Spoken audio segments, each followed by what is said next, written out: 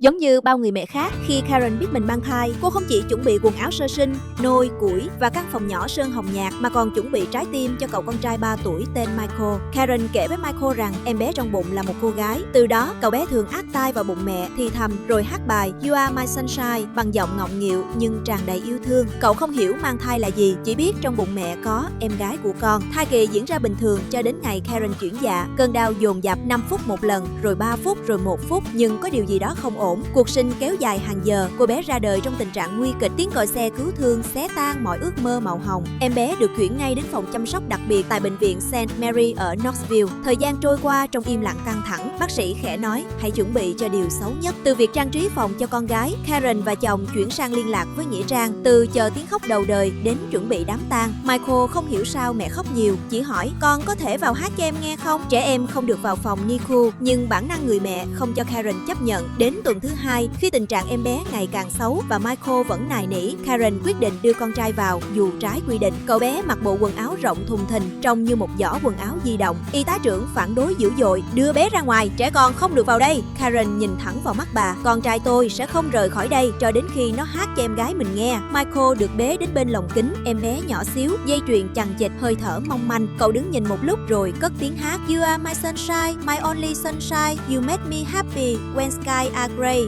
Giọng hát trong trẻo, đáng yêu. Các y tá theo dõi màn hình, nhịp tim em bé bất ổn, bắt đầu ổn định. Tiếp tục đi con, Karen thì thầm. You never know dear, how much I love you. Hơi thở rời rạc, dần đều hơn. Không ai nói gì, chỉ có tiếng hát nhỏ bé lấp đầy căn phòng. The other night dear, as I lay sleeping.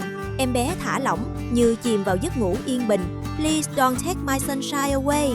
Người y tá trưởng, người vừa quát tháo, giờ đứng lặng, nước mắt lăn dài. Ngày hôm sau và những ngày tiếp theo, em bé dần ổn định, rồi đủ khỏe để về nhà. Không ai dám khẳng định âm nhạc là thuốc hay khoa học có thể giải thích hết, nhưng những người có mặt hôm đó biết có những sợi dây vô hình nối trái tim với sự sống. Michael không nhận ra mình đã làm điều phi thường. Cậu chỉ nghĩ đơn giản, em thích nghe con hát. Tình yêu của trẻ con không phức tạp, không điều kiện, không sợ hãi, không toan tính. Trong khi người lớn chuẩn bị cho mất mát, một đứa trẻ 3 tuổi chỉ tin rằng mình sẽ hát cho em nghe. Có lẽ chính niềm tin thuần khiết ấy đã chạm đến nơi sâu nhất của sự sống.